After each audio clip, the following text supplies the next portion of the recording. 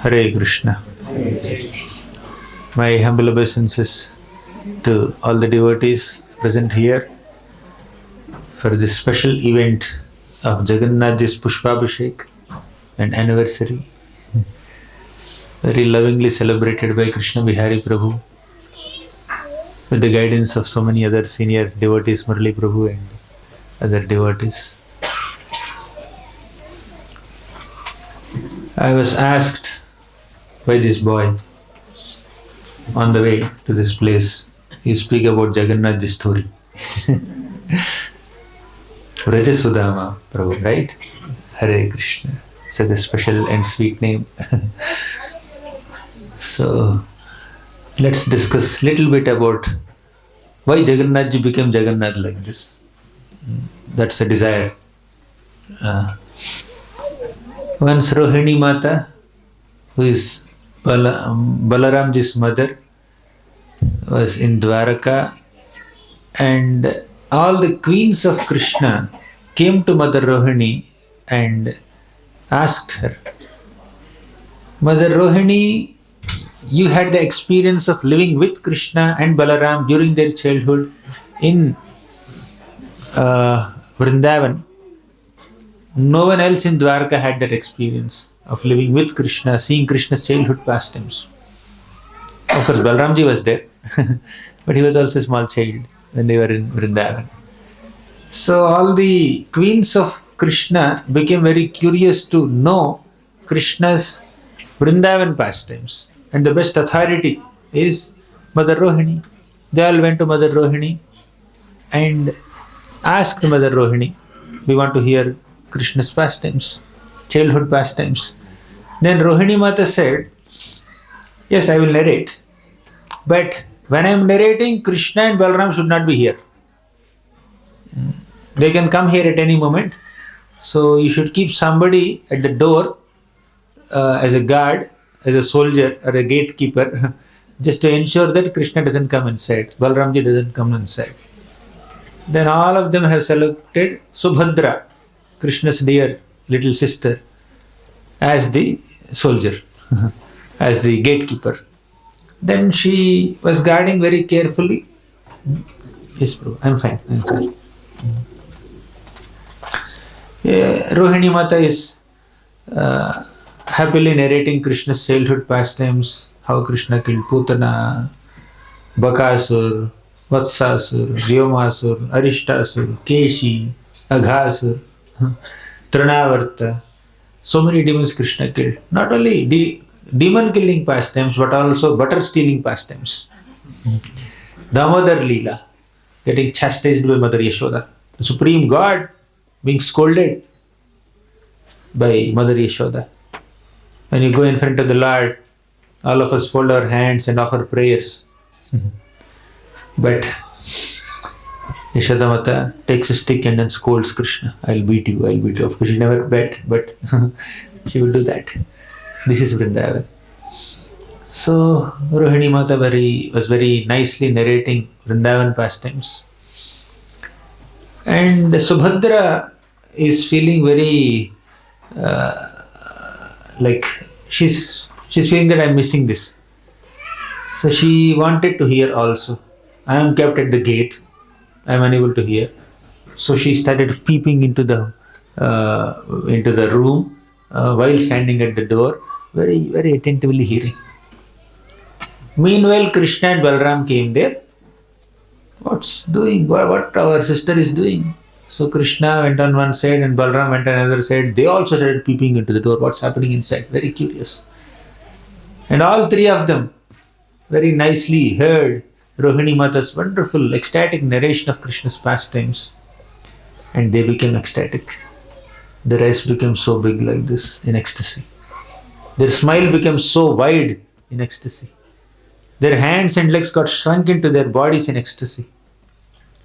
By the way, in this material world, we cannot experience such a degree of happiness, generally speaking. Material world, most of it is distress only. Even if there is some happiness once in a while, that is temporary. Dukkhalayam ashashvatam. This place is Dukkhalayam, a place of miseries, and ashashvatam, not not permanent. Even if this little happiness is there, that is not permanent, very temporary. So how can we smile? Even if somebody laughs so much, at the max, few drops of tears may come. Did you ever laugh so much that you have tears in your eyes? Huh? I did a few times. So that too, people laugh for what? For some comedy, mundane humor, some stupid joke, or seeing others in trouble. Sometimes they laugh. Or when somebody is humiliated or embarrassed or was kept in an awkward situation, somebody just makes fun of him, then they laugh. So even the source of smile in this material world also oftentimes is not very pleasant source, right? But who will smile or laugh with genuine happiness? When do you laugh? When you are very happy. When do you smile? When you are very happy. So those happy moments in this material world are actually very rare. And even if there is some happy moment, it's mostly on a mundane plane, material plane. Material success can give happiness.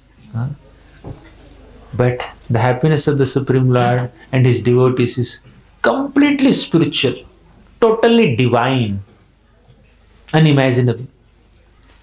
So that much ecstasy we cannot experience in this world. Yeah, this much ecstasy we can see in Lord Chaitanya Mahaprabhu. When he was in Jagannath Puri, Dham, he goes into deep ecstasy and Lord Chaitanya Mahaprabhu's joints get disconnected. So there is one bone here, there is one bone here, there is a joint here. They get disconnected, they become loose. And entire body of Lord Chaitanya Mahaprabhu would become elongated. It becomes like a bag. Body becomes like a bag of bones. Right? And when he comes back to human plane, his body becomes normal. These are the ecstatic transformations Lord Chaitanya Mahaprabhu was exhibiting in Jagannath Puri. Right? So, Jagannath Ji, Baladev means Krishna, Balaram and Subhadra manifested such great ecstatic form like this. Right at that moment, Narada Muni came there. Narada Muni saw these unprecedented, divine, beautiful forms of Jagannath, Baladev and Subhadra. Then Narada Muni requested Krishna, Krishna, may this darshan be permanent. Let everyone get this opportunity to see your beautiful darshan. Then Jagannath Ji, Baladev, Subhadra forms manifested in this world. In Purushottama Kshetra. Even in the spiritual world, there is a Purushottama planet. Just like there is Parthasarathi planet, there is planet of Lord Ramachandra, there is planet of Matsya, Kurma, Varaha, Vamana, Narasimha. All these divine forms of the Lord have their own planets. Similarly, there is a Purushottama Kshetra in the spiritual world also. Jagannath Ji is manifested there. So, now, this is the background of this divine form of Lord Jagannath. It's divine ecstasy. Sometimes devotees or new people may see this form and they may not find it very appealing sometimes, right? Apparently. But those who hear from authentic sources, based on Bhagavad Gita, Bhagavatam, Chaitanya Charitamrita, this kind of divine scriptures, they will understand the divinity of this form, this ecstatic form. So, Krishna is definitely beautiful. When Krishna is ecstatic, he is even more beautiful. But to relish that beauty, we need purity in consciousness. Right? When the consciousness is not pure, even if the most beautiful personality stands in front of you, you can't relish that beauty. Just like when the digestion is not poor, not good, even if the best delicious item is in front of you, you cannot taste it, isn't it? Somebody who has diabetes cannot relish rabdi. Even if they relish, the after effects are very terrible. And even if you don't have diabetes, how much rabdi can you eat? Yes, Sudama Prabhu, how much rabdi can you consume in one go? Huh? He says, I'll consume only flat rice, not rabdi. Sudama. Of course, he's Vraja Sudama, he can take rabdi. But even if somebody has very good digestion also, they can just have 1 or 2 spoons, 1 or 2 bowls. That's all. You can't drink 5 liters rabdi or 10 liters rabdi in one go. So the capacity to enjoy is also limited. The ability to enjoy, the opportunity to enjoy is very limited in this material world. But in the spiritual world, there are no such limits. There is no limit to how much you can enjoy. Whether it is eating or dancing or experiencing love, there is no limit for enjoyment. So this is limitless enjoyment of the Supreme Lord Krishna. When Krishna limitlessly enjoys, when his joy becomes so intense and all-pervading, and it expands to its highest limit, then Jagannath's form manifests. It's not an ordinary form. Jagannath's form is very supremely divine form, and to actually relish the beauty of this form, we need purity in consciousness. Those who are not pure in their mindset, pure in their consciousness, they will see things from a material perspective. They may say, oh, there are no hands, there are no legs. But the Lord has hands, the Lord has legs.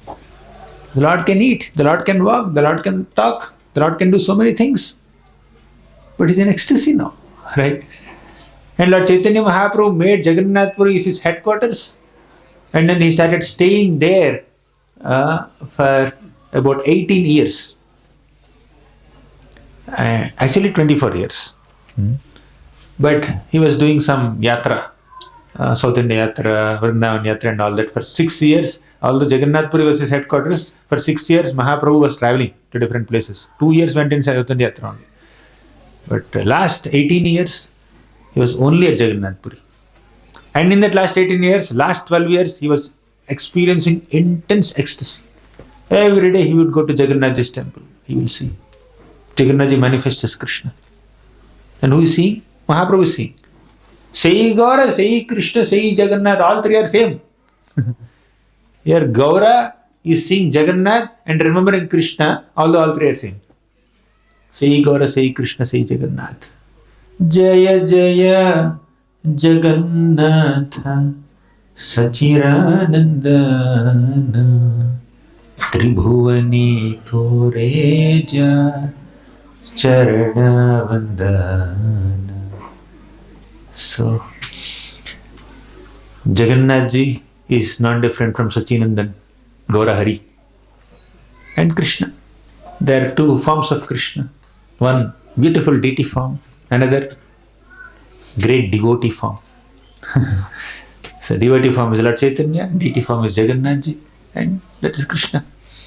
So in Jagannath Puri. Now, one more pastime I was requested by these children to speak is Ratha Yatra, Jagannath Ratha Yatra. So Krishna took birth he appeared on this planet in Mathura, Kamsa's prison cell. Then he was immediately shifted to Gokul, and he started staying with Nanda Maharaj and Yashoda Mata for more than a decade there. Then after that, suddenly one day Akrura comes there and says that Kamsa is calling Krishna and Balram. I need to take them immediately. Then he was taken. So this moment of separation between the gopis of Vrindavan and Krishna is really heart-touching incident. None of the Vrajavasis were convinced that Krishna must be going to Vrindavan, going to Mathura. Actually, Krishna never left Vrindavan till then. But now Kamsa has ordered. They are obliged to send Krishna. Otherwise, Kamsa is so cruel. He is so cruel that he had killed 6 infant babies, his own sister's sons. Now if Krishna and Balaram don't go to Mathura according to Kamsa's order, what will happen to Krishna and Balaram? What will happen to Vrindavan completely? He may come and then destroy all of us. So out of fear and also out of obedience and submissiveness towards the king, they are obliged to send Krishna and Balaram. Nanda Maharaj was not willing to. Yashodamata definitely was not willing to. So Krishna consoled them, pacified them. Krishna told his parents and all the Vrajavasis and all the elders there, don't worry, very worrying, I'll come back very soon. There was a big meeting that was held the day before Krishna left Vrindavan. And Krishna even says, you have seen me kill so many demons. If Kamsa does some mischief, I will kill him also, don't worry. It was reassuring.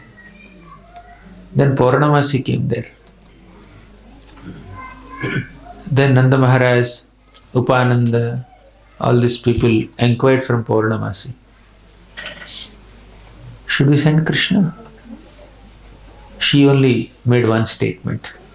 She said, yes, Krishna has to go. When Krishna goes, there will be great auspiciousness in the form of Kamsa's death. But Krishna's return might be delayed. That's all she said. And she left. He said, okay, fine. Let's send Krishna. But all the Vrajavasis, especially elderly Vrajavasis in Sakhya Rasa and in Vatsalya Rasa and in general Vrajavasis, they felt that, yes, Krishna will come back soon. But one group of devotees, they did not feel like that. Who are they? The gopis. The younger gopis of Vrindavan, the Madhurya gopis. They felt that Krishna might stay there only. He will not come back. So whole night, they gathered in different groups and they started singing their song called Viraha Gita. They're extremely in Viraha. Who are these gopis? They are the personification of Krishna's pleasure potency. Krishna's pleasure potency manifested in the form of all these gopis. Actually, Srimati Radharani and her expansions are all these gopis. They loved Krishna more than their life and soul. But still,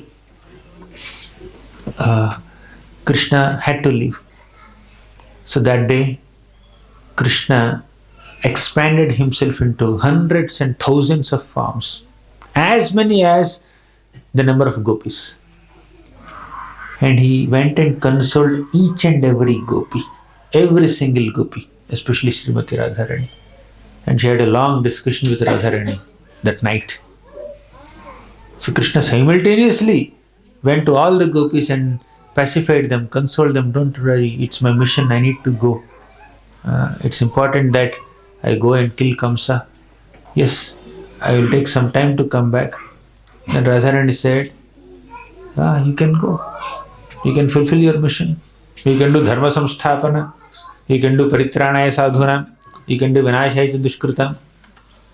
But I won't be alive by the time you come back. Then Krishna said, please don't say like that, Radharani. You are not different from me.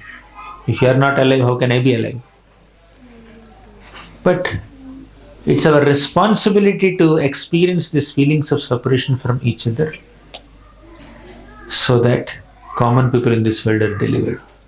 Can you just imagine? Krishna is leaving Vrindavan. In spirit, he never leaves. But Krishna is apparently leaving Vrindavan, leaving Srimati Radharani, leaving Nanda Maharaj, leaving Yashoda Mata for such a long time. To do what? To go and kill Kamsa. What is more exciting to Krishna? Going and killing Kamsa or happily playing with Vrajavasis? But Krishna had to take out some time to do that. Acharyas say that Krishna orchestrated this Kurukshetra war, but he was not happy doing so. Krishna's greater happiness is in playing with Vrajavasis, spending time with Dwarkavasis with love and affection. That's more exciting to Krishna. But although it is not very exciting to Krishna, still Krishna has to extend himself and kill these demons, establish dharma, teach different kinds of dharmas to people in this world. That is his compassion.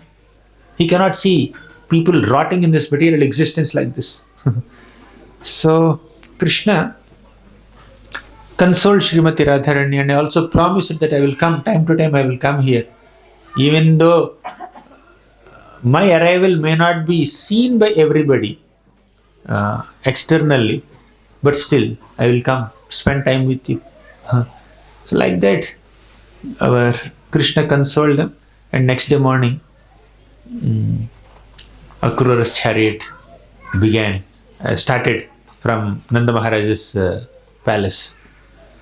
So as the chariot is moving, all the gopis, including Srimati Radharani, felt that why none of these elders are understanding that they are sending their life away. They don't understand this. Because they are not taking any action, let us take some action. All these Braja gopis came out of their homes, kept aside their womanly shyness, kept aside their protocols and social conventions, their own dharmas, everything they kept aside, and they came on the road. They stood in front of Akrura's chariot. They said, Akrura, you cannot take Krishna from here. If at all you want to take Krishna away, we will lie down here, you take the chariot over our dead bodies. And some gopis went and literally caught the wheels of Akrura's chariot. Some people picked the driver and then threw him on the floor and started beating him. And some gopis went and caught the horses. These gopis are not used to playing with horses.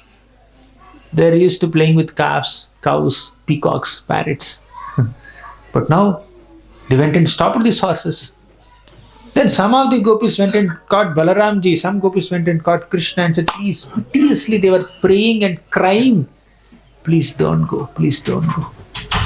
Again Krishna consoled these gopis and promised, I will come back soon, don't worry.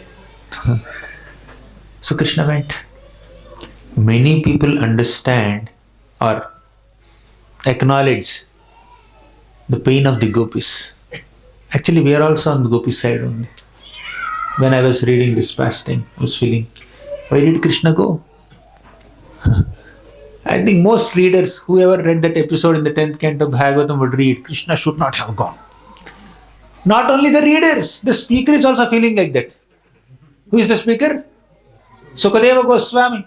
Sukadeva Goswami was so biased, so much on the side of the gopis that he felt that Krishna should not have gone. With that mindset, he was narrating this pastime. But let me tell you some reality which Sukadeva Goswami did not speak. Acharyas write, Vishnu Chakravarti Thakur especially, he writes, when Krishna left Vrindavan, he left his heart in Vrindavan and he moved ahead. And by the time Krishna reached Mathura, apparently he was excited.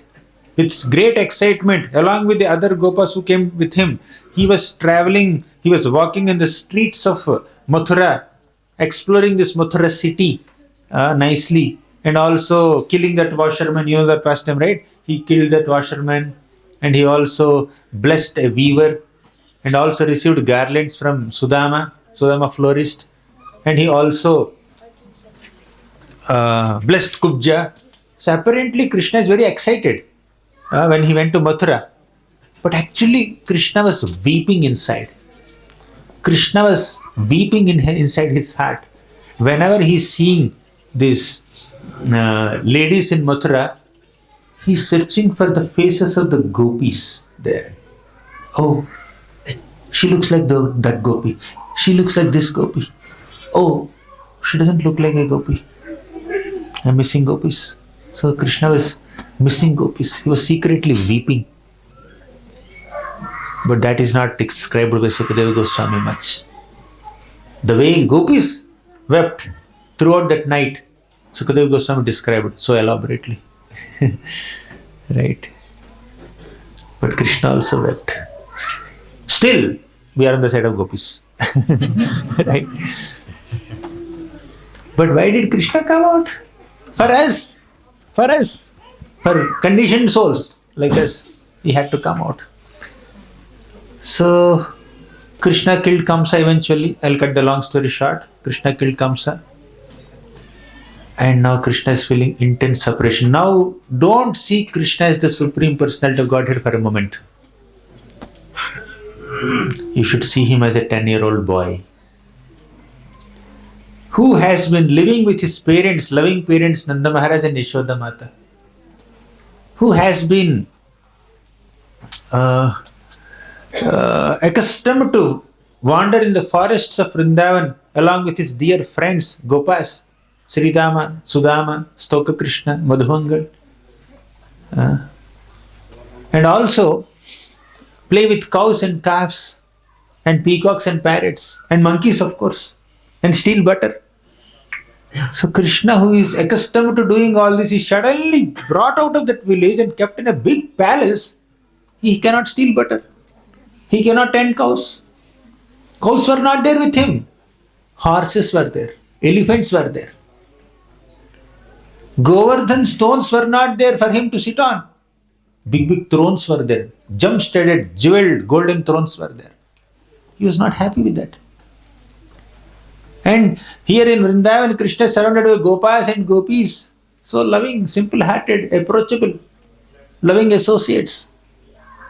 But there, Krishna is surrounded by so many soldiers, so many ministers, all royal order, official.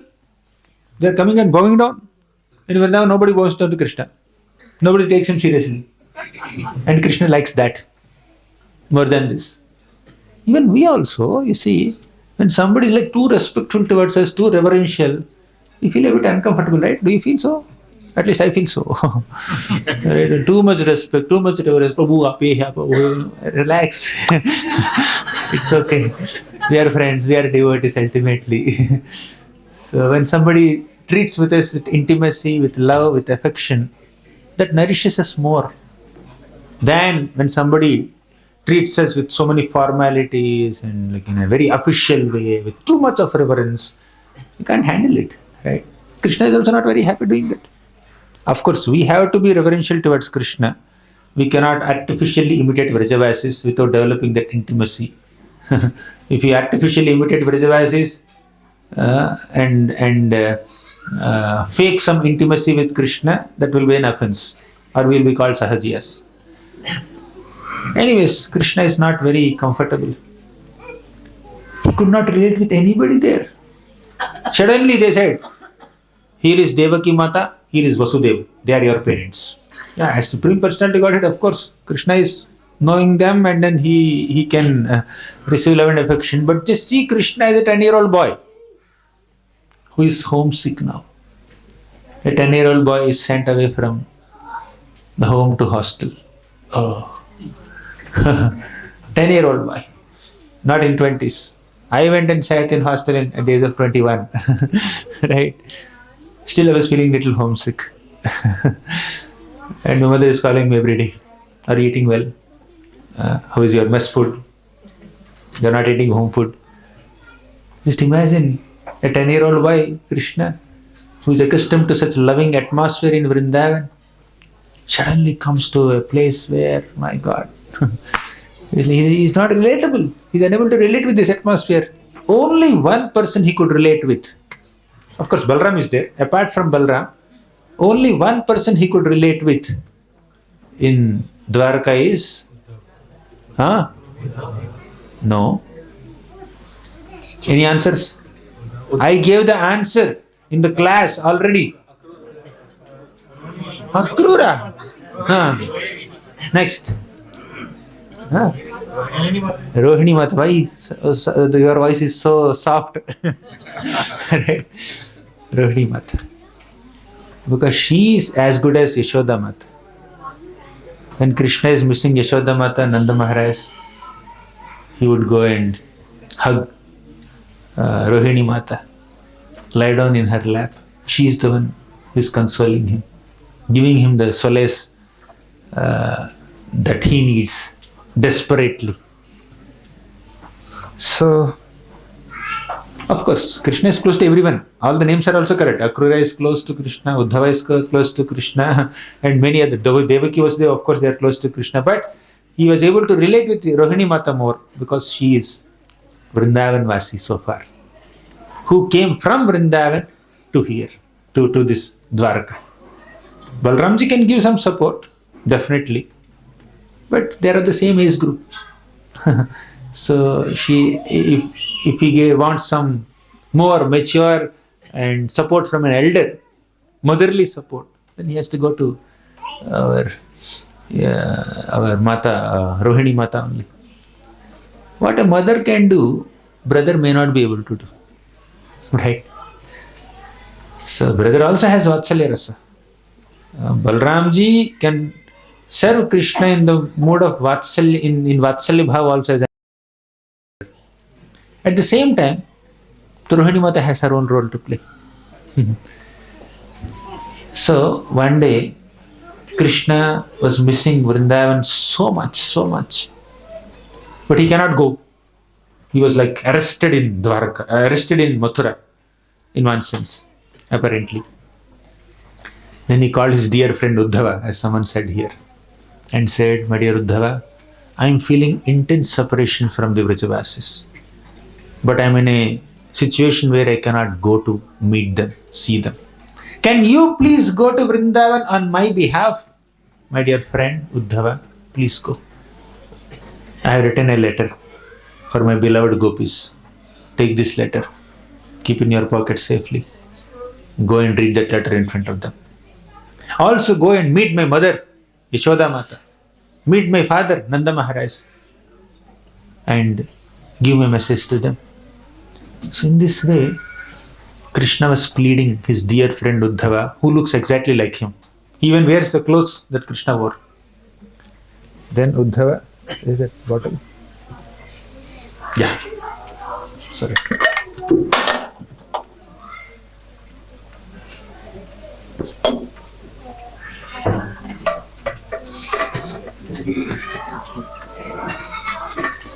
So Uddhava goes to Vrindavan. It's a long story, but Uddhava meets Yashoda Mata, Nanda Maharaj. Nanda Maharaj inquires about Krishna's welfare so much. But Yashoda Mata could not speak a single word. She was silently weeping and weeping and weeping, missing Krishna. Apparently dysfunctional, deranged in one sense. She just could not do anything. That is her condition. Very pitiable condition. Nanda Maharaj dutifully, although he is also overwhelmed with emotions as much as Yashoda Mata, but as the king, as the host, he is supposed to talk to Uddhava, and he was talking to Uddhava about Krishna only. So seeing this divine display of Vatsalya Bhava towards Krishna, which Uddhava has never seen in his life, Uddhava was overwhelmed. He offered obeisances to Nanda Maharaj and Yashoda Mata and said, you are extremely fortunate to have developed such deep, loving affection for Krishna. Actually, it's not that they have developed. Yashoda Mata and Nanda Maharaj are eternally Krishna's parents, and their bhava, Vatsalya Bhava, is also eternal for Krishna. So like that, Nanda Maharaj gave hospitality to Uddhava, but whole night they could not sleep. Uddhava somehow reached Vrindavan in the evening time. So that evening he just had some meal and then he started discussing with Yashoda Mata and Nanda Maharaj until morning. Whole night passed. Meanwhile, all the younger gopis, Madhurya gopis of Vrindavan, saw a beautiful golden chariot in front of Nanda Bhavan. And they felt, another chariot came. Few days back, one chariot came, Akrura's chariot. And the chariot took away Krishna. Looks like another similar chariot came from the same geographical location, Mathura. Why did he come again? Did Akrura come again? That Akrura, so-called Akrura, who's actually Krura, did he come again here? Earlier he has taken Krishna away, and somehow Krishna killed Kamsa. That news came to the gopis. Did Akrura come back to Vrindavan to take our dead bodies, to offer some kind of oblations to his master Akrura, master Kamsa? They were thinking like that. Earlier Akrura came here to take away our lives in the form of Krishna. Now he came here to take away our dead bodies, to do some tarpan to his master Kamsa. To that degree the gopis were displeased with Akrura. Then finally, when they approached the chariot, Uddhava came from Nanda Bhavan. And they saw Uddhava. They said, oh, this Uddhava looks exactly similar to Krishna. He's even wearing clothes like Krishna. He's wearing ornaments like Krishna. He's not Krishna, that's very clear to them. But he must be connected to Krishna. He must be the friend of Krishna, new friend of Krishna, new companion of Krishna. They all went and surrounded him. Very innocent girls, innocent gopis. They're so pure-hearted. There is no malice in them. These people, these gopis of Vrindavan, they are not scholars. They are not philosophers. They did not go to gurukuls. They don't know how to use smartphones. They don't know that ChatGPT exists. They are not on social media. But they have love for Krishna. Right? Nowadays, people calculate their self-worth by the number of followers on the social media they have, by the kind of brands they use, whether it is phones or anything, by the accent they have, stylish accent in front of people, public. So this becomes self-worth. But the wealth they have, the looks they have, the physical looks. But the gopis of Vrindavan, of course they are beautiful, but they don't have all this external material paraphernalia to be proud of. Although they are beautiful, they are not even proud of their beauty also. They are so humble, so simple, so innocent, so down to earth, so grounded. They went to Uddhava and said, who are you? You must be the messenger of Krishna. We need to talk to you. Come here. They all took him to a secluded place where no one is watching. Elders are not watching. Now here is one Uddhava surrounded by so many gopis, including Srimati Radharani. Uddhava immediately understood, I am dealing with Krishna's consorts. He is sitting there in front of them very, very respectfully. And he took out a letter and said, Krishna had sent a message for you. And he started reading that letter. So many things were there in that letter. At this time, as Uddhava, as a messenger of Krishna, is trying to read the message of Krishna, Srimati Radharani sees a bee, a bumblebee. And she thinks that the bee is Krishna. And she also considers the bee to be the messenger of Krishna. And she starts chastising the bee and also praising the bee. She went into her own ecstasy, her Mahabhav,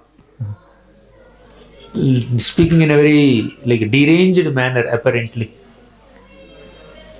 She speaks 10 shlokas. Together they are called Brahmara Gita.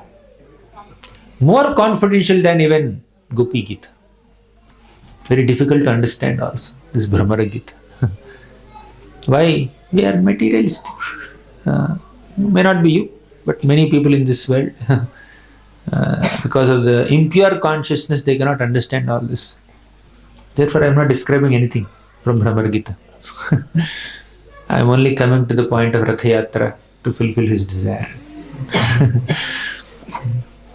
Now, Uddhava read out that letter. The letter said, oh gopis, I am sorry for leaving you and going to Mathura, but I'll come back soon.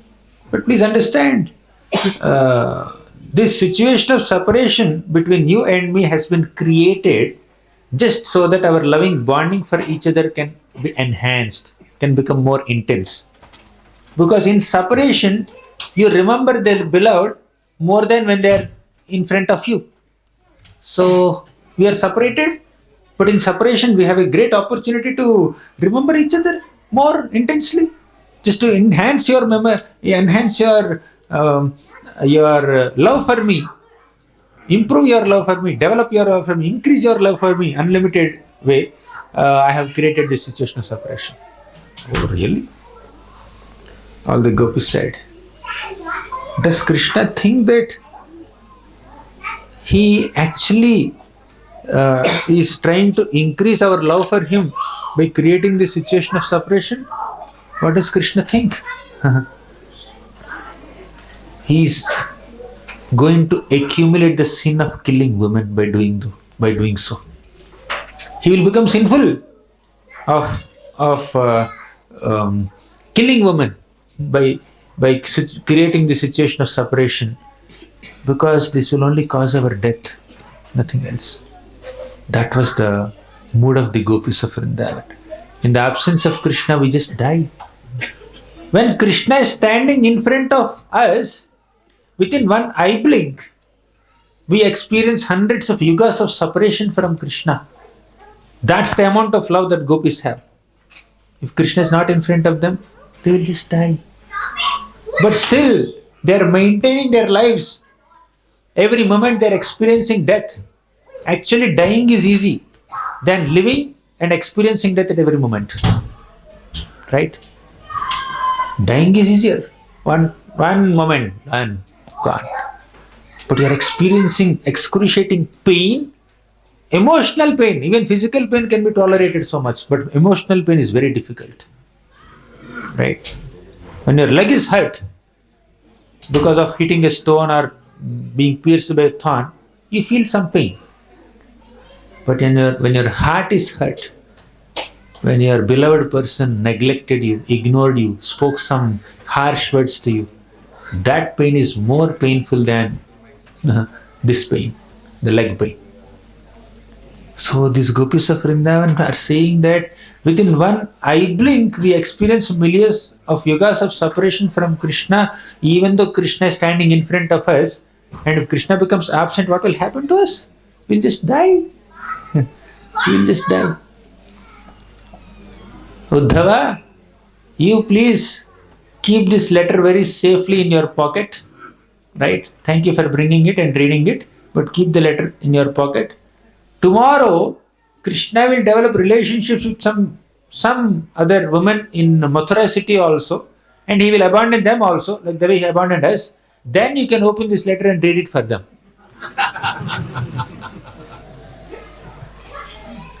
Then Uddhava said, sorry, O gopis, Krishna has one more paragraph here. Let me read that, then I'll fold it. What is that paragraph saying? Krishna said, don't think that I will continue this situation of separation forever to increase your love. Very soon I'll come back. My sincere apologies that I had to stay away from you for a while, but I will definitely come very surely and very soon. And that lit up their moods. That made them very happy. Then they said, oh Uddhava, thank you very much, thank you very much. Right? Then Uddhava started staying in Vrindavan for a couple of months, and he started narrating Krishna's pastimes to all the Brajavasis and started hearing Krishna's pastimes from all these Brajavasis, and he understood how great these Brajavasis are and especially the gopis are. Then he said, Asamaho charana renu jushamaham syam Vrindavane kimapi gulmalataushadhinam Yadustyajam swajanamarya patham chahitva Bhejur mukunda padavim shrutibhir vimrugyam Asamaho charanarenu jushamaham syam. I just want the dust from the lotus feet of all these gopis. When I ask them please give me the dust from your lotus feet, oh gopis, innocent gopis, they will not give. They'll feel so shy. Because they're like simple village girls. They think that I'm a very royal prince from Mathura city, and they're simple village girls, but they don't understand that they are the wealthiest people in terms of love of Krishna. They have the wealth of Krishna prema, which I don't have. They have. So I need their dust. If I ask them, they will not give. But I have a plan. I will not leave them. Asa bahochara dharedu jushamaham syam vrindavane kimapi gulmalataushadhinam. Vrindavane kimapi gulmalataushadhinam. I will go to Vrindavan and become a gulmalata, a creeper or a shrub or a blade of grass in Vrindavan, so that these gopis will bathe me with their dust. But if Krishna feels that I am not qualified to become even a blade of grass in Vrindavan, let me at least become a blade of grass in the outskirts of Vrindavan. Once in a while, the gopis may step out of Vrindavan for a moment. At least then I will get some dust from their lotus feet. Anyone here who wants to become a blade of grass in Vrindavan? Anyone has aspired like that? Blade of grass. Do you really want? No, I want to become Gopi. I want to become Gopa. That's the aspiration of a struggling Sataka who is dozing off in japa. Who is only thinking about prasad while bhoga offering is going on. Who is sleeping in the classes also. I hope I'm not sleeping in the class. This is my sleeping time. I came from Melbourne. This is 2 hours behind. My sleep time already started, but I'm trying to keep myself awake for all of you. I hope you are not detecting my sleep. I'm half asleep. So, but Vrindavan, he says, I want to become a blade of grass in Vrindavan. Even Brahma wanted like that. This is the humility. Trinadapi sunichena tarorapi sahishnuna amanina manadena kirtaniya sadaharihi. This is what we are supposed to learn. To become humbler than a blade of grass. Not humbler like a blade of grass. Humbler than a blade of grass. Prabhupada sets a higher standard. Being humble like a blade of grass is very high. Being humbler than a blade of grass is even more high. But Prabhupada says, be humble like a straw on the street. At least blade of grass is living. It's green. It's connected to the ground. It's grounded. But this straw on the street is disconnected from the ground. Lifeless. Useless. Prabhupada says, become humbler than that straw on the street. Not even blade of grass. Can you just imagine what is expected of us? Anyone want to become Gopi here? Gopa? Our realization should be, I am not qualified to become even a straw on the street in the land of Vrindavan. Right? That is the actual position. Then only we can get to Vrindavan. Asa bahocharan renu jushamaham syam vrindavane kimapi gulmalataushadhinam yadustyajam swajanamarya patham chahitva bhejur mukunda padavim shruti. So for Krishna's sake, all these gopis of Vrindavan left everything, which is very, very difficult to give up. Ya dustyajam swajanamarya patham chahitva. Dustyajam means very difficult to give up. They have given up something which is very difficult to give up. What is that? Social conventions, family bondings, their husbands, their fathers, their everything they have given up. Pati sutanvayad bhratru bandhava ati vilanghyate nyachyutagata gati virastavo gita mohita kitavayoshitaha kastyajen nishi. Pati, Suta, Bhratru, Bandhava, they have given up everything. Ativilanghate achyutagataha.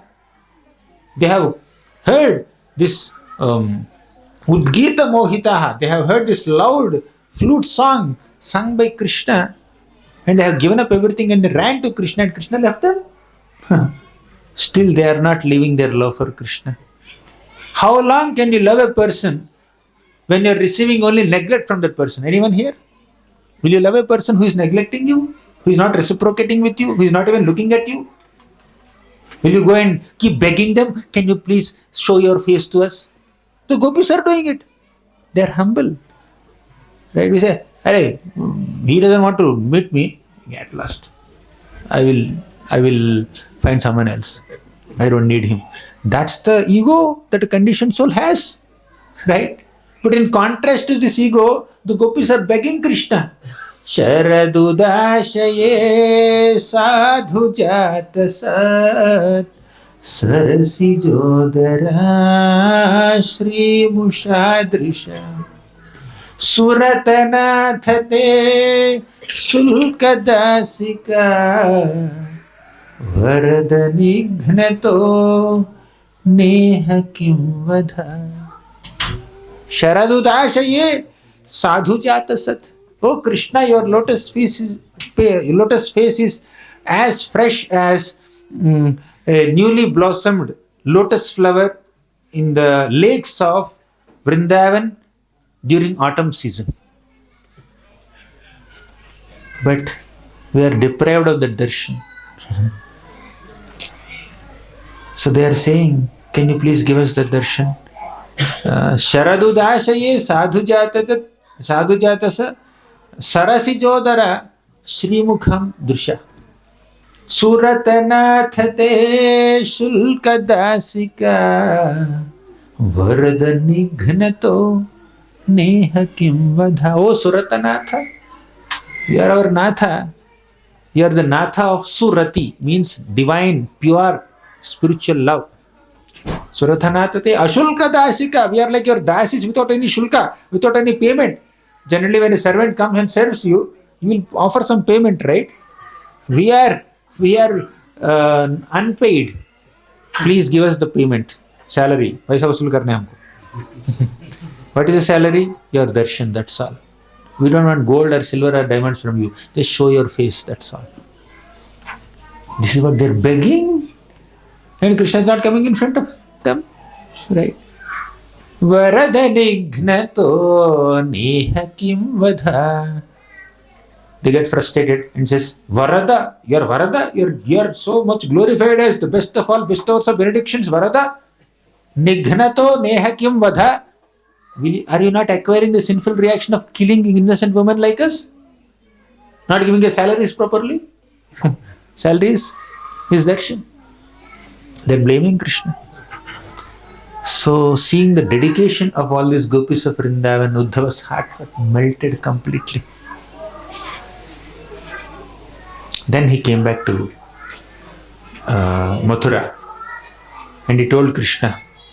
Krishna, for several months together, every day he would sit with Uddhava and hear all the pastimes of the gopis, all the news that he brought from Vrajavasis.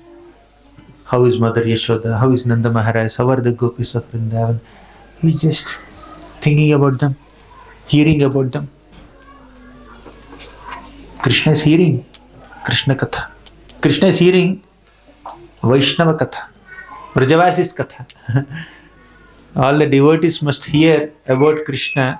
And here is Krishna sitting and hearing from a devotee about devotees for months together. Not 1 hour class. For months together he is hearing. Right? That is Krishna. That is the loving bonding between Krishna and the gopis of Vrindavan. Now when will they see? When will they meet again? Eventually Krishna got busy with killing 23 Akshohinis of armies of Jarasandha. And he left him. Jarasandha brought 23 more Akshohinis. Again Krishna defeated him and killed all these armies. Like that 17 times he was fighting. Then 18th time when Jarasandha came and attacked Krishna, he was coming and attacking Krishna, another king named Kalayavana also came. with 3 crore soldiers, 30 million soldiers.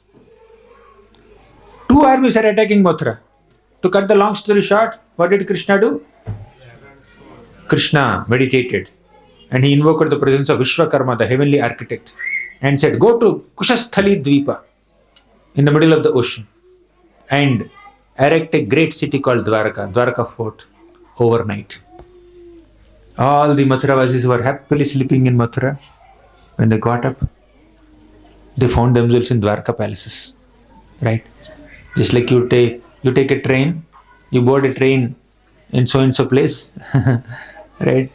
8 hours or 9 hours journey overnight. Morning you will get up in a different place, right? But without that journey, only they, in a yogic way, they all were shifted.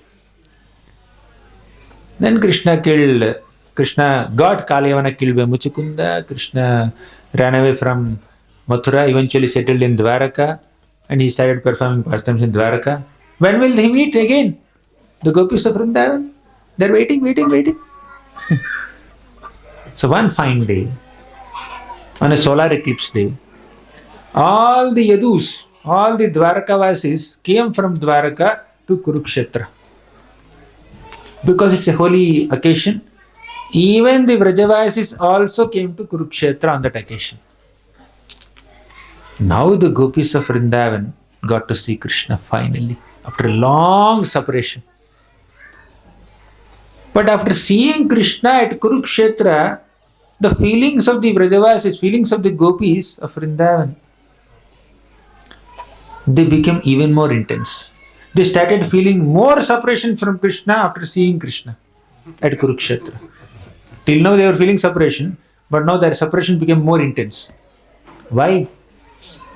The reason is they are seeing Dwarakadhish Krishna, not Brajeshatanaya Krishna, not Vrindavan Krishna. Dwarakadhish Krishna is surrounded by so many soldiers and ministers and maid servants. They are riding on chariots. Jagannathji, Baladev, Subhadra Mata, they are all in chariots. They are coming like this in royal attire with a big mukut. Then they were missing Vrindavan Krishna. Oh, this Krishna, no. We want Vrindavan Krishna. Let's go to Vrindavan. So in the heart of their hearts, Srimati Radharani and all the gopis started pulling the chariot of Krishna. Please come to Vrindavan, right? Within their hearts. And that is Jagannath Ratha Yatra. The gopis lovingly pulled the chariot of Jagannath, Baladev, Subhadra within their hearts from Kurukshetra to Vrindavan, and that is Jagannath Ratha Yatra. Right? Are you satisfied, Prabhu? Are you hearing? Hare Krishna.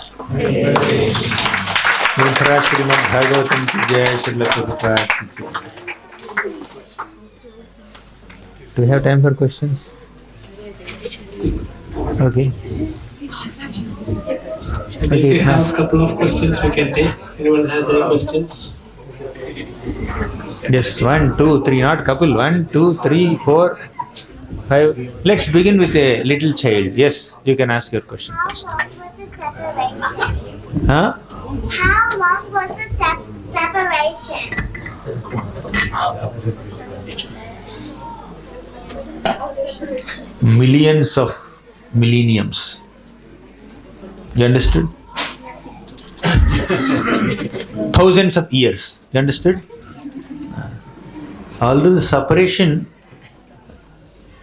from a material perspective could be few years or few months or few decades, etc. The experience that they're feeling is as if they're experiencing millions and millions of years of separation. Okay? There is no answer to your question in one sense. They're always in separation only. How long? Yes, Prabhu.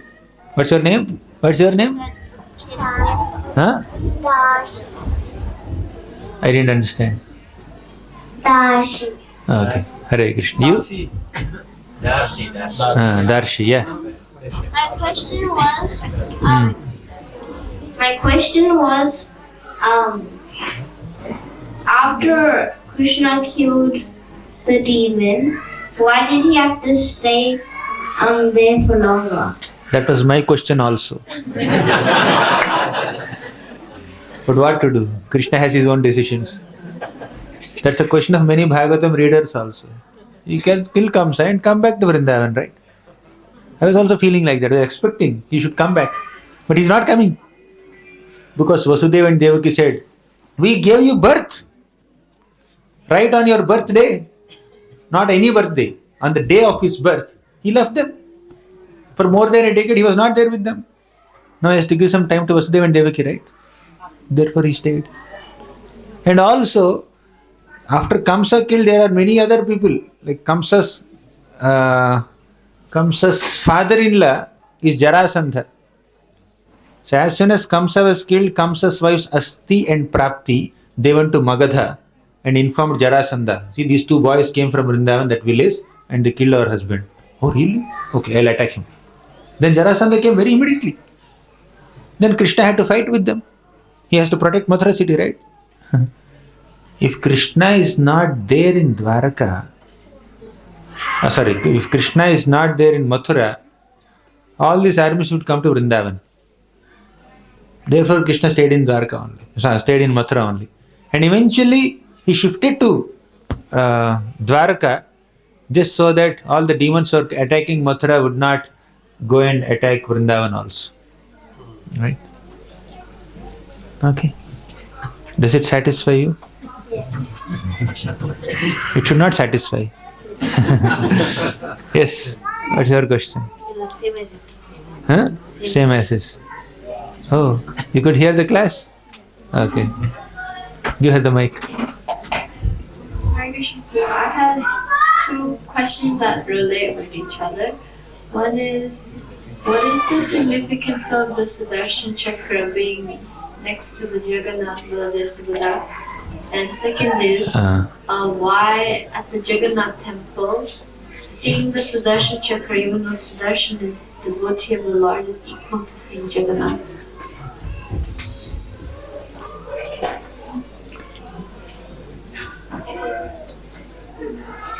Jagannath ji, although he is an ecstatic form of Krishna,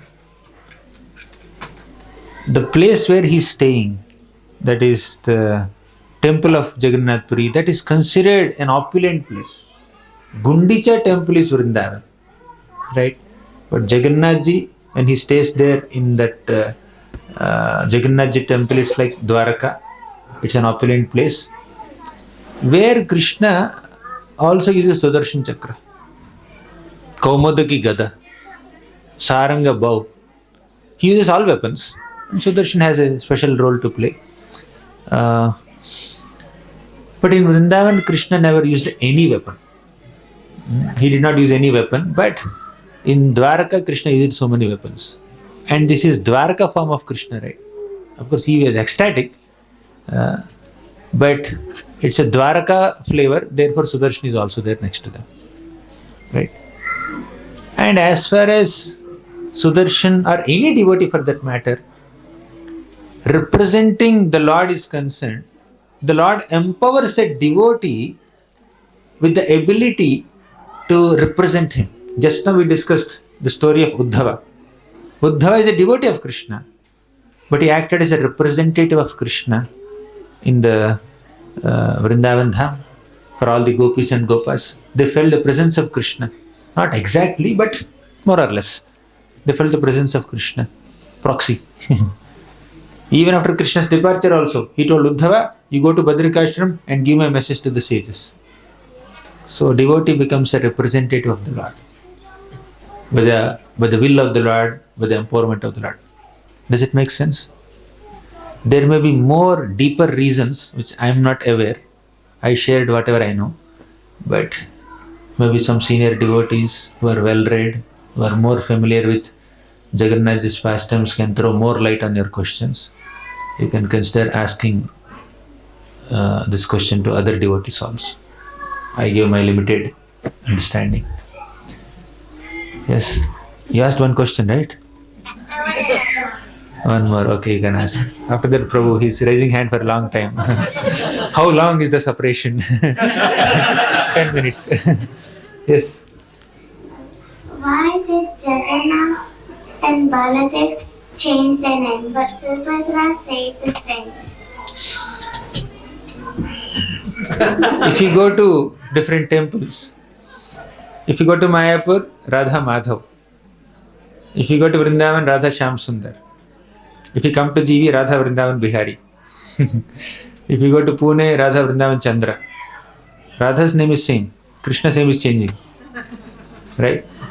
Similarly, Subhadra's name is same. I don't know how to answer the question. So I remember, I just share it with you. Thanks for all your intelligent questions. Younger generation. Yes, bro. Finally. Thank you. Thank you for that. Yeah.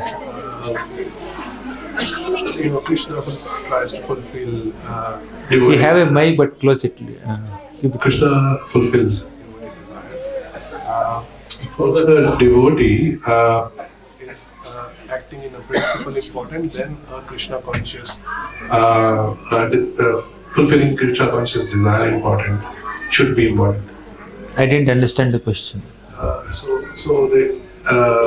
For a devotee, following principle is important, or fulfilling Krishna conscious desire of another devotee important.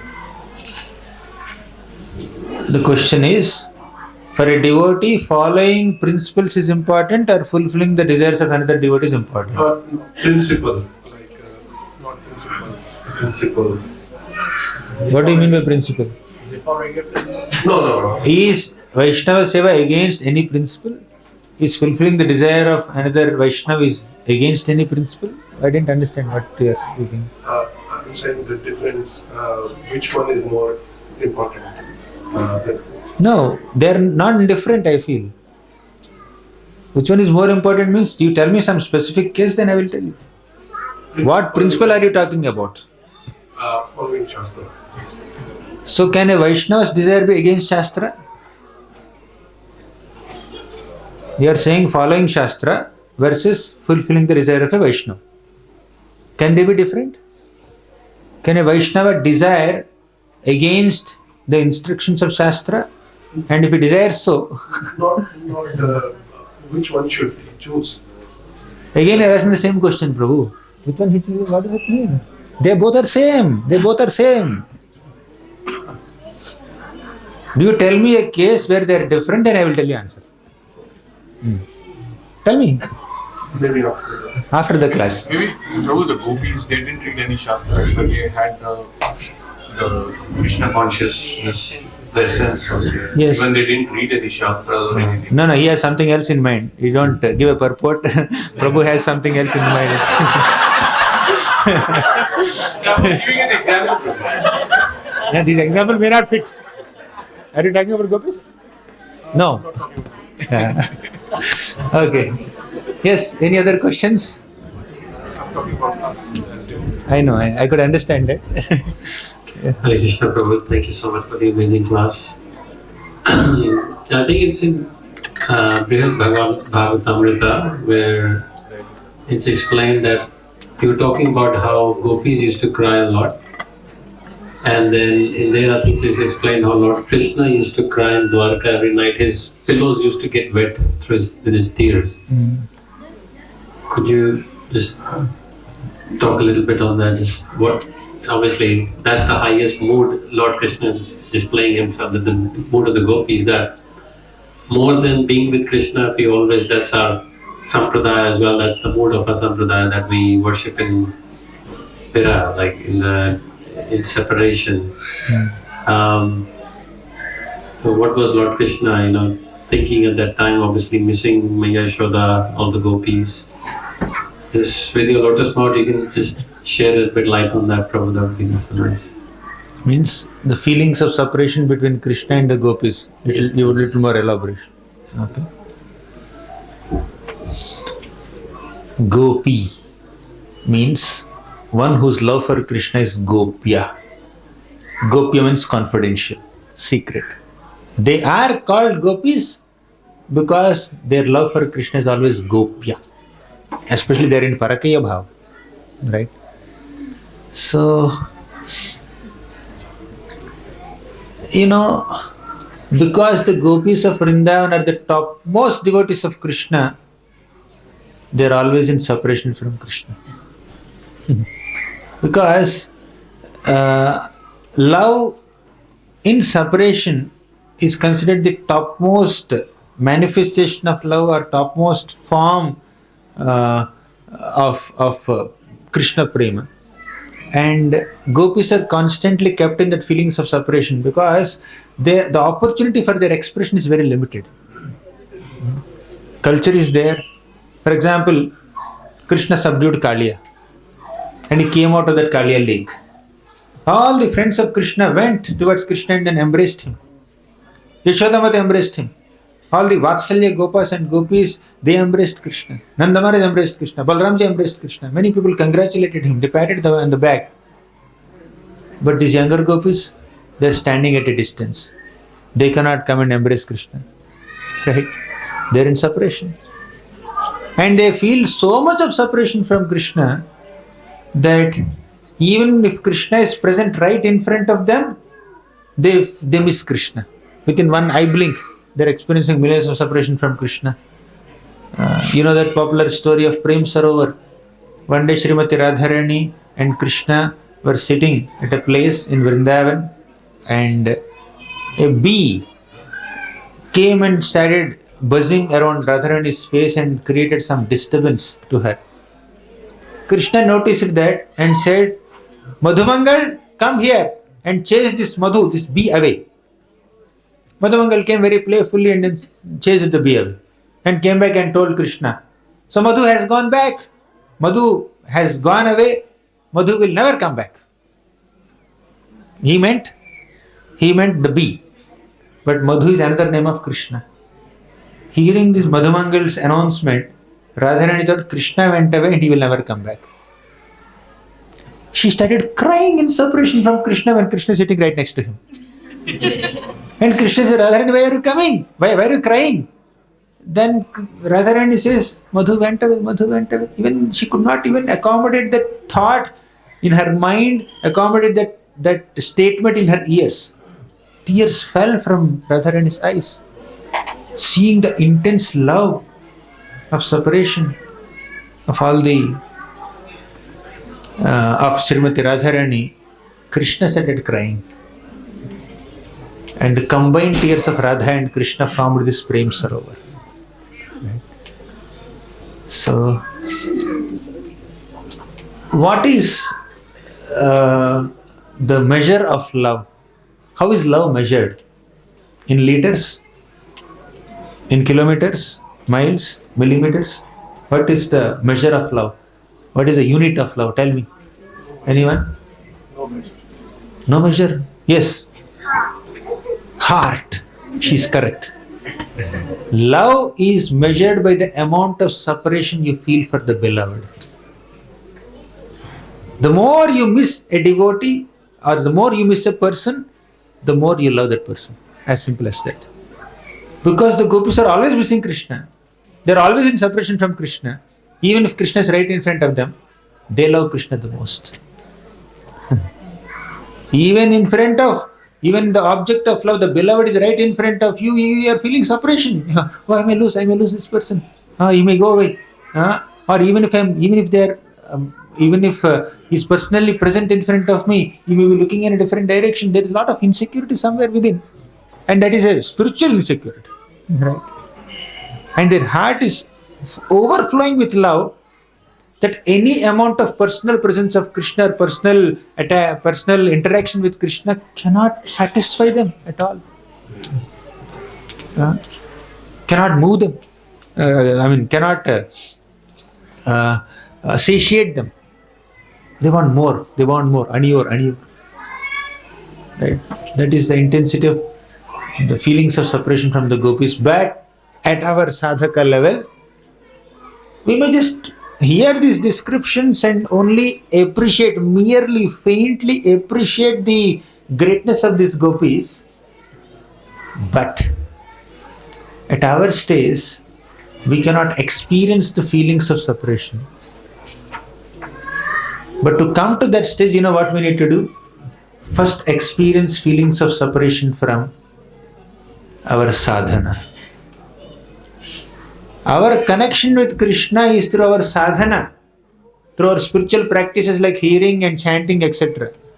First, cultivate some bonding with hearing and chanting, and whenever you miss, you feel some separation. Oh, today I did not chant with the devotees. Today I did not go for Bhagavatam class. Today I did not study Bhagavatam.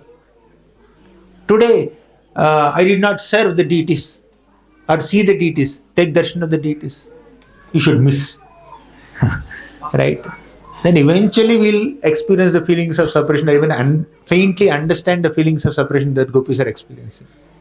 As sadhakas, we should feel separation from our sadhana elements, especially when we miss them. Actually, we should feel missing them. 16 rounds are over. Oh, I need to chant more. I'm missing my mala.